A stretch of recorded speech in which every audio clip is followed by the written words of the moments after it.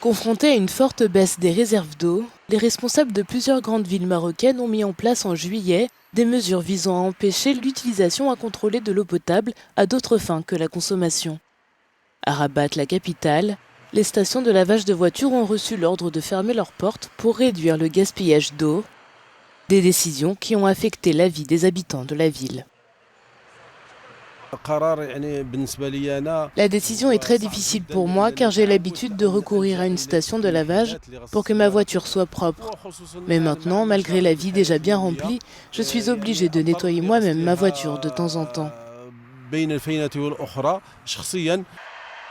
Parmi les mesures mises en place en juillet figure l'interdiction de l'utilisation de l'eau potable pour irriguer les espaces verts ou pour laver les routes et les espaces publics. Nous, les habitants, avons pris ces décisions de manière positive et avons essayé de faire passer l'information de base. Il est important de conserver l'eau, une substance de base nécessaire à la vie et quelque chose qui pourrait devenir rare dans 10 ou 20 ans. La baisse des réserves d'eau du Maroc est en partie due au changement climatique. La réduction des précipitations a entraîné une sécheresse qui a elle-même épuisé les masses d'eau. Depuis l'année dernière, les réserves des barrages ont diminué de 80% selon les chiffres du ministère marocain de l'équipement.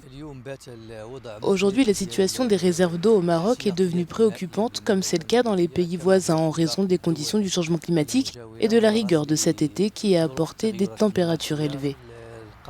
Les températures ont atteint leur plus haut niveau à 48 et 49 degrés Celsius dans les régions du sud et de l'est, ce qui a conduit à l'épuisement des grandes flaques d'eau et des grandes réserves d'eau.